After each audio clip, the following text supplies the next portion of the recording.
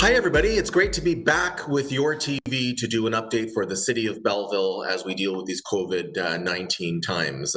This update is for the week of September the 14th. And this week we had a council meeting, the first council meeting since August the 10th, I guess. So we had a lot of business to deal with.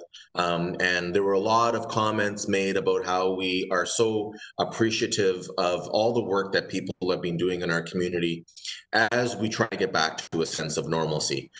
This week, the Sports Center opened with on one of our ice pads. We continue to work towards opening another ice pad and a pool later this month on around September the 28th.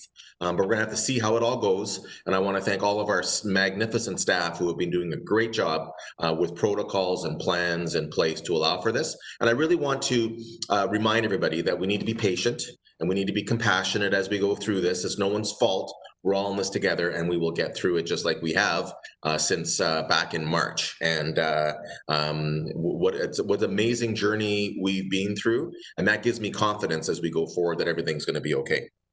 But as I said yesterday at our council meeting, we had a lot of work that we covered, and I can give you a quick update on some very exciting news. The downtown Parklets, where we have allowed outdoor patios to be built over some parking spaces on Front Street, we decided to extend those up until the end of September. So that has been extended, and we encourage people to continue to come downtown to enjoy these businesses. It really is wonderful, and hats off to all the downtown businesses who have pivoted, which is a new word that we use a lot now. Everyone's pivoting to deal with COVID-19 to go forward, but we've extended that yesterday.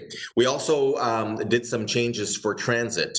You may remember that ever since March the 16th, we suspended collecting fares for transit. We continued to provide this essential service during the pandemic. And one of the things that we've now done to make it easier for people moving forward is we've had a single fare for bus passes.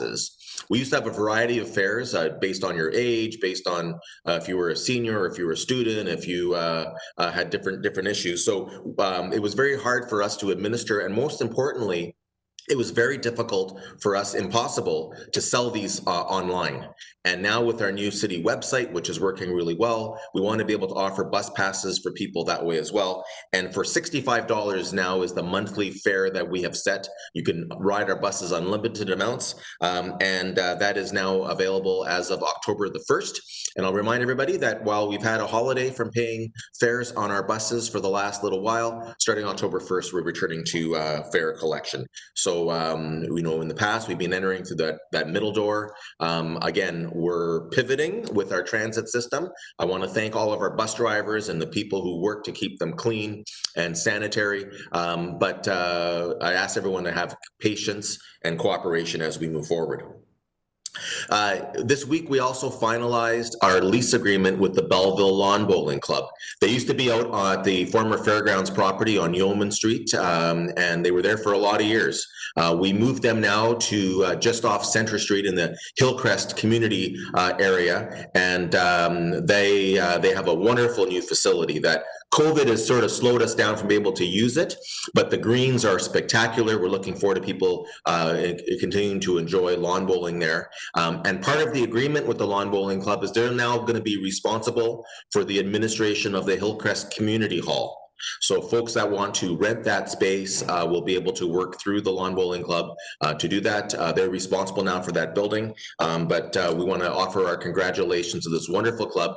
And we really are excited about the future ability for that new facility to be able to host tournaments and different things and have people come in. It's really is going to be a real kudo for our community.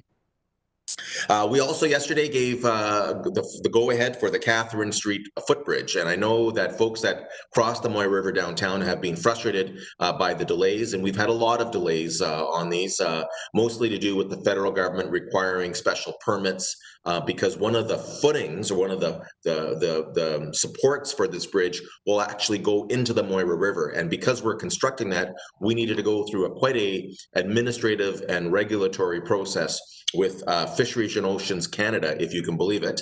We had to deal with them in order to get permission, but we finally have gotten permission for that. We have now got our plans done. It's going to be a wonderful new facility. We are limited as when we can do the construction because of fish spawning times during the summer. So we only have about a month that we can do a lot of that work.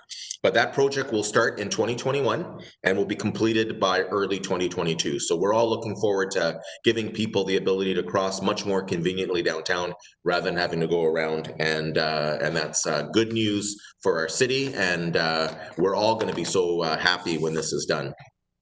There were two big things that happened yesterday at City Council, but while they have not been approved, we sort of got a heads up for the direction we're going.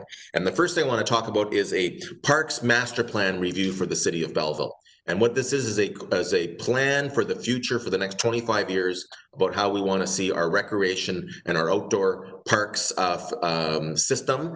That includes trails, it includes playgrounds, it also includes indoor recreation facilities as well. And so in the last little while, we've kind of been dealing with them on an ad hoc basis, meaning one issue by one issue at a time. But now we're going to try to bring it all together and have a more coordinated, focused plan. And so part of this is going to be a lot of community consultation, and we'll be looking for people to provide their comments about what they'd like to see for recreation facilities. It really is a big project, and it'll be starting very, very shortly. Information is available on the City of Belleville website, and more will be coming in the next little while. Sierra Planning and Management is managing this for the City of Belleville, and we're just really excited about having this move forward. You know, in the last election, I talked a lot about playgrounds and outdoor facilities for families and for people to use so that we can continue to have active transportation. And I'm really excited to see that this is moving forward in a much more coordinated manner so that we can get more value for the money that we spend on this. But at the same time, we understand that you cannot have a city that's connected when we separate it because of the 401. So it's really important that some of our recreation facilities do go into Thurlow Ward, into Ward 2 of the city, because over the years, they have been overlooked, and I'm committed to making sure that doesn't happen. The last thing I want to talk about is my really good news story for this week, and that is a wonderful presentation made yesterday by Habitat for Humanity for something called the Habitat Horizon Center. Habitat for Humanity for a lot of years has made home ownership possible for people who would be out of their reach. And they have provided single-family residential units and help people get into them. They built them together. And as much as we are great to show that we've given 2 properties in the last 2 years for Habitat to build on them, we are just not keeping up with the demand. And so this week at City Council, Habitat came in and made a presentation for a 60-plus unit facility, which would be apartments, rental units. But more importantly, they're not just 1-bedroom rental units. They are for families. Some of them will be affordable because they will qualify for CMHC funding. And so they will be 75% of what the market rents are in the area. And some of them will be market rent. But also, some of them will be for families who are qualifying to be able to get a home of their own in the future. So this is really a great idea. It's also going to have community partners to help with education and resources to help people get back on track. And so we're really, really excited about that. What we had to do yesterday was ask our staff to come back with a report about a 3 to 4 acre site that would be available that the city owns. In order for this other funding that Habitat for Humanity would be applying for, it requires a contribution from the City of Belleville, and we would do that by giving them some land. So that really is a wonderful idea. We have been working very hard to deal with our housing crisis, and this is a big part of that puzzle as we move forward. And I want to thank Glenn May Anderson, the Executive Director, Jill Raycroft, who is chair of the board of Habitat, all the board members for their vision and for their concern for our community and how they're making it a better place. And we're all looking forward to seeing this project move along, and the City of Belleville will do our part on it as we deal with our larger issue. So that's a bit of an update on the week of September the 14th in terms of what's been going on in the City of Belleville. Again, I thank everyone for being careful. Let's remind everyone, the 3 most important things you can do to try to deal with COVID-19 is to, first of all, wash your hands. Washing our hands stops those germs from hanging around and spreading to our faces and to others. But wash your hands is so important. Secondly, social distancing. It is proven fact that social distancing is allowing people to prevent catching this.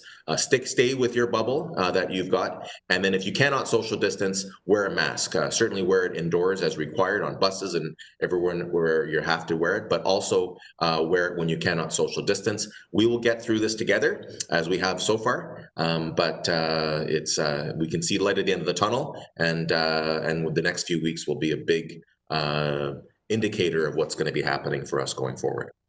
So with that, I want to thank everyone for tuning in. I want to thank YourTV for giving us this opportunity to speak to everyone, and wish you a good week. And I'll be back in touch next week with an update for the City of Belleville as we deal with this COVID-19 outbreak.